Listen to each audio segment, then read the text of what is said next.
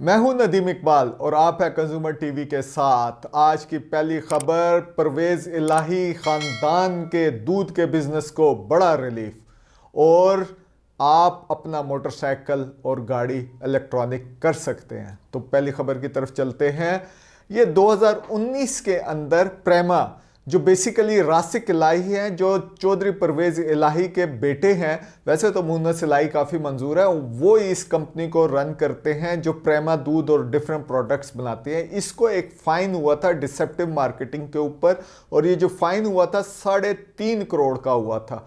और अभी जो रिसेंट एक और डिसीजन आया है, क्योंकि ये अपील में चले गए और ये कोई लगे हैं 1 साल, और अब डिसीजन आया जो एपलेट ट्रिब्यूनल से, कंपटीशन एपलेट ट्रिब्यूनल से, उस डिसीजन ने वो 3 करोड़ ख़त्म कर दिए और अब सिर्फ 50 लाख का फ़ाइन आ गया। ये जो झटका लगा है, अगरचे इनको रिलीफ मिला है, लेकिन ये जो झटका लगा है ये पाकिस्तान डेयरी एसोसिएशन को लगा है। और ये पाकिस्तान की डेयरी एसोसिएशन में बड़े बड़े नाम है, जिसमें एंग्रो भी आता है, जिसमें नेस्ले भी आता है, जिसमें डेयरी लैंड आता है, जिसमें मालमो फूड्स आता है। वैसे भी ये जो डेयरी एसोसिएशन है इसमें कोई 26 के करीब नाम आते हैं। ये हम आपको इनकी वेबसाइट भी दिखा रहे हैं। ये जितने ये दूध को प्रोसेस करते हैं और डिस्ट्रीब्यूट करते हैं, ये तमाम है। वैसे हमें कुछ थोड़ा सा एक हैरानगी हो रही है कि ये अत्ताहूर जो बेसिकली रासिक इलाही जिसके चीफ एग्जीक्यूटिव है और जो प्रेमा मिल्क बनाती है, ये डेयरी एसोसिएशन का मेंबर नहीं क्यों है। और ये तमाम जो एसोसिएशन है उन्होंने इसके ख़िलाफ़ गए। और ये स्टोरी जो है बड़ी इंटरेस्टिंग है। ये 2016 के अंदर ये केस था जो वतन पार्टी ने किया था पंजाब गवर्नमेंट के ख़िलाफ़, और बेसिकली दूध की क्वालिटी के ऊपर किया था। और इस केस को जो 2 जजों ने सुना था उसमें चीफ जस्टिस साकिब निसार साहब भी वहाँ पे थे। सो साकिब निसार साहब उन चंद गिने चुने जजेस के अंदर से हैं जो पॉपुलैरिटी को काफ़ी पसंद करते हैं और कंट्रोवर्शियल केसेस जिसमें लोगों की काफ़ी अटेंशन होती है तो उस साइड के ऊपर वो ज़्यादा टिल्ट होते थे या वो जाते थे। सो लिहाजा वो केस था, उसकी हेयरिंग के दौरान ये जितने डेयरी एसोसिएशन वाले वो भी थे, प्रेमा भी थे, मुख्तलिफ लेबॉर्ट्रीज से टेस्टिंग हुई थी। जो उसका डिसीजन आया था तो प्रेमा ने एक कंपेन चलाई। उस कंपेन में उसने कहा कि जी सुप्रीम कोर्ट ये कह रहा है कि बाकी तमाम जो दूध है वो अनफिट फॉर ह्यूमन कंजम्पशन है और सिर्फ जो है प्रेमा वो बिल्कुल ठीक है। ये हम आपको काफ़ी सारे इमेजेस दिखा रहे हैं जिसमें प्रेमा के जो क्लेम है, और ये जो क्लेम किए गए थे ये फेसबुक के ऊपर मेनली किए गए थे, सोशल मीडिया के ऊपर किए गए थे। और इसके अंदर मुख्तलिफ जगहों से रिसोर्सेज, जैसे डॉन में कोई खबर लगी है तो उसको भी अपना जो क्लेम था उसके साथ इंडोर्समेंट के तौर पर यूज़ किया गया था। अगर कोई जियो पे कोई प्रोग्राम आता उसको यूज़ किया गया था। कोई और वेबसाइट कोई न्यूज़ वगैरह कर रही थी। तो ये तमाम इमेजेस हम बेसिकली रिप्रोड्यूस कर रहे हैं। आप मेरे बैक के ऊपर भी देख रहे हैं और ये रिप्रोड्यूस हो रहे हैं। जो कंपटीशन कमीशन का जो डिसीजन था 2019 का, उसके अंदर ये तमाम चीज़ें लगी हुई हैं।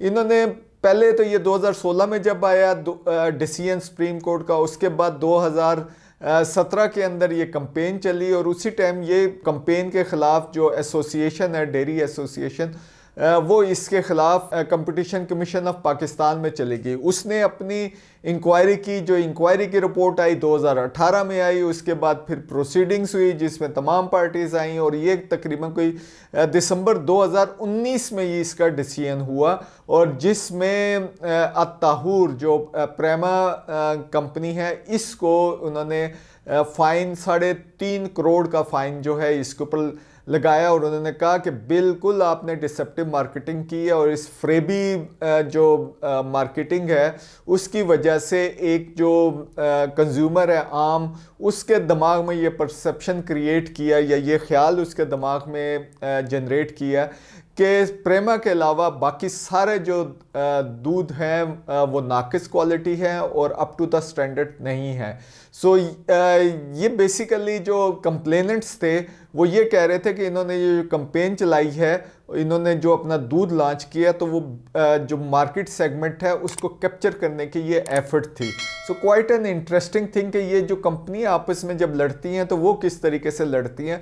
वैसे नज़र आता है कि ये बड़ी यूनाइटेड है, लेकिन आपस में इनके काफ़ी सारे प्रॉफिट के मामले में आपस में इनकी काफ़ी ज़्यादा झगड़े भी होते हैं। सो ये जो प्रोसीडिंग्स हैं ये हम आपको स्क्रॉल डाउन करके भी दिखा रहे हैं। बहुत इंटरेस्टिंग प्रोसीडिंग्स हुई हैं जिसमें काफ़ी सारी फैक्ट्स भी इन्होंने आके बयान किए।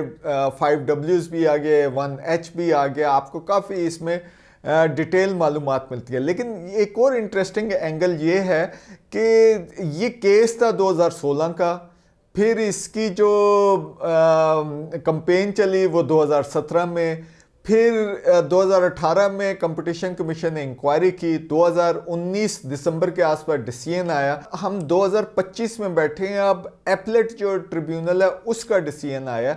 सो ये देखें प्रोसेस कितना लग गया, कम से कम 9 साल लग गए हैं। So it's a very lengthy process. जो कंपटीशन कमीशन है उसको भी ये देखना चाहिए कि जो अगर ऐसी कंप्लेंट्स वगैरह आती हैं तो कितनी तेज़ी से रिड्रेस करने की ज़रूरत है। टाइम फैक्टर यहाँ पे काफ़ी ज़्यादा है। वी डू अंडरस्टैंड कि कंपटीशन कमीशन पिछले दिनों में काफ़ी कमज़ोर रहा था और अब काफ़ी एम्पावर्ड वो फील हो रहे हैं। अब वहाँ पे स्टाफ भी काफ़ी एफिशिएंटली काम कर रहा है। सो वी एक्सपेक्ट कि ये जो कंपटीशन कमीशन है वो और इस किस्म की जो हेयरिंग्स करेगा और इस किस्म का डिसीजन देगा, और जो कीवर्ड है उसमें इम्प्लीमेंटेशन है। हम देखते रहेंगे कि क्या ये जो जुर्माने हुए हैं ये जमा भी होते हैं या नहीं होते।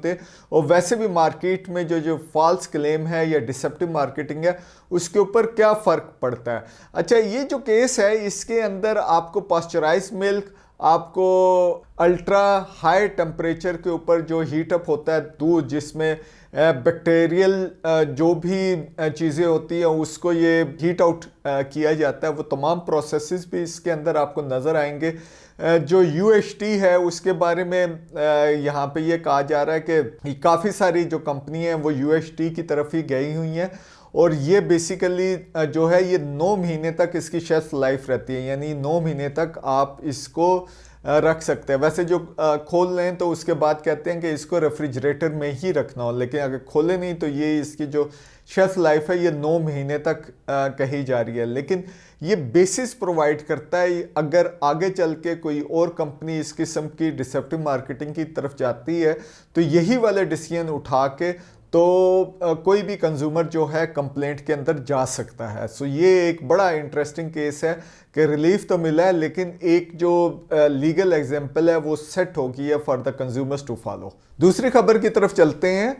पिछले दिनों फेडरल गवर्नमेंट यानी इस्लामाबाद के अंदर जो मिनिस्ट्री है climate change and environmental coordination, federal जो मिनिस्ट्री है वहाँ पे एक मीटिंग हुई, और मीटिंग जो है गवर्नमेंट ऑफिशियल्स वहाँ पे बैठे हुए थे, और जो इलेक्ट्रॉनिक व्हीकल प्रोड्यूसर्स हैं जो काफ़ी तादाद में पाकिस्तान में आ रहे हैं, और इनकी बहुत सारी चाइनीज़ कंपनीज भी ये है, इनकी आपस में मीटिंग हुई। उसमें बाकी सारी चीज़ें तो हुई कि चार्जिंग स्टेशन का नेटवर्क होना चाहिए, जो पॉलिसी आ गई वो भी यही बात कर रही है, और वो पॉलिसी जो नई आई है इलेक्ट्रॉनिक व्हीकल की वो ये बात कर रही है कि 2030 तक ये जो इस टाइम पाकिस्तान में जो व्हीकल की पॉपुलेशन है जिसमें मोटरसाइकिल, रिक्शाज हैं, ट्रक कारें वगैरह हैं, ट्रैक्टर्स हैं, सो इसकी जो तादाद है वो कम से कम 30% जो है इलेक्ट्रॉनिक हो जानी चाहिए। So that's a ambitious target, और इसके लिए अलाइड स्ट्रक्चर की भी बात हो रही है कि चार्जिंग स्टेशन होने चाहिए और मुख्तलिफ जगहों के ऊपर बैटरी स्वैपिंग की फैसिलिटीज़ होनी चाहिए। यानी आप जा रहे हैं और of course time is a factor, तो आप एक जगह पे जाएं, अपनी बैटरी उसको दे दें, उस दुकान से बैटरी आप पिक कर लें। सो इस किस्म की बातें हो रही हैं। वहाँ पे एक इंटरेस्टिंग चीज़ हुई है जिसमें ये कहा गया है कि पाकिस्तान की जो पॉपुलेशन है व्हीकुलर पॉपुलेशन ये 3-4 करोड़ के आसपास है, और तकरीबन जो 3 करोड़ है जो सबसे बड़ी है वो मोटरसाइकिल्स की है। तो ये जो मोटरसाइकिल्स की जो पॉपुलेशन है ये अगर कन्वर्ट हो जाए इलेक्ट्रॉनिक में तो हमारी इन्वायरमेंट काफ़ी हद तक साफ़ हो जाएगी। सो वहाँ पे रेट्रोफिटिंग टेक्नोलॉजी की बात हो रही है। रेट्रोफिटिंग टेक्नोलॉजी का मतलब ये है कि ये जो इंजन है ये तब्दील हो जाएंगे और इसकी जगह इलेक्ट्रॉनिक आ जाएंगे और वो लिंक अप कर जाएंगे ये बैटरीज के साथ। तो वो जो एमिशंस हैं या वो जो धुआं निकलता है वो ख़त्म हो जाएगा और हमारी इन्वायरमेंट साफ़ हो जाएगी। ये बहुत बड़ी और पोटेंशियल है, क्योंकि हम देख रहे हैं कि कंज्यूमर्स वो काफ़ी कंसर्न है कि क्या उनको अपनी गाड़ी चेंज करनी पड़ेगी जो अभी पेट्रोल से चल रही है या डीजल से चल रही है, या बाइक को चेंज करना पड़ेगा। अगर ये रेट्रोफिटिंग टेक्नोलॉजी आ जाती है जो अभी मौजूद है, आप अगर ये देखें मुख्तलिफ जगहों पे हो रही हैं ये चीज़ें, अगर ये पाकिस्तान के अंदर बड़ी तेज़ी से इंट्रोड्यूस होती है और ये इलेक्ट्रॉनिक व्हीकल मैन्युफैक्चरर जो है वो इसको लेके आते हैं, तो मेरे ख्याल में ये कोई 3-4 करोड़ रुपए की अगर व्हीकल है या इसके ऊपर कन्वर्ट हो सकते हैं, तो वो 30% क्या हम इससे ज़्यादा का टारगेट अचीव कर सकते हैं। क्योंकि बेसिकली जो पाकिस्तान के अंदर जो हायर कॉस्ट ऑफ फ्यूल है, ना सिर्फ वो फ्यूल या इलेक्ट्रिसिटी जो हम घर में इस्तेमाल करते हैं, बल्कि जो रोडों के ऊपर या इधर उधर जाने के लिए इस्तेमाल करते हैं, वो बहुत हाई हो चुकी है। और ये जो कॉस्ट है ये कन्वर्ट हो रही है हायर इन्फ्लेशन, जो रोज़मर्रा की चीज़ें हैं वो भी काफ़ी ऊपर जा रही हैं, जिसमें सब्जियां कह लें, फ्रूट कह लें, बाकी जो प्रोडक्ट्स हैं जिनकी शेल्फ लाइफ ज़रा ज़्यादा होती है उनकी भी, क्योंकि ट्रांसपोर्टेशन की कॉस्ट ज़्यादा है, तो वो भी ऊपर जा रही है। सो अगर ये रेट्रोफिटिंग टेक्नोलॉजी आ जाती है और ये जो एग्जिस्टिंग जो पॉपुलेशन है वो कन्वर्ट हो जाती है इलेक्ट्रॉनिक की तरफ, तो इससे ज़्यादा विन विन सिचुएशन तो और क्या हो सकती है। और दूसरा ये है कि बिजली बनाने के लिए पहले तो हम फॉसिल फ्यूल यूज़ कर रहे थे, अब बहुत तेज़ी से लोग जो हैं वो सोलर की तरफ जा रहे हैं। सो यहाँ पे अगर गवर्नमेंट और ज़्यादा इन्वेस्टमेंट करती है, स्टार्टअप लेके आती है, इंडस्ट्री को सपोर्ट करती है और सोलर पैनल्स तेज़ी से बनते हैं या रिन्यूएबल एनर्जी ज़्यादा आती है, तो I think that would be a big thing. और इसके साथ साथ जो इंडस्ट्री वाले हैं उन्होंने भी सर्कुलर इकॉनमी की बात कर रही है। सर्कुलर इकॉनमी का मतलब ये है कि जो भी प्रोडक्ट है वो रिसाइकल हो, लिहाजा वो परसेंटेज जो है उन प्रोडक्ट्स की होगी जो आप रिसाइकल कर सकते हैं। सो ये अगर ये चीज़ें कहना में तो बड़ी अच्छी लग रही हैं, लेकिन अगर ये चीज़ें हो जाती हैं तो ये बहुत बड़ा बेनिफिट होगा कंज्यूमर्स के लिए। देखते रहिए कंज्यूमर टीवी।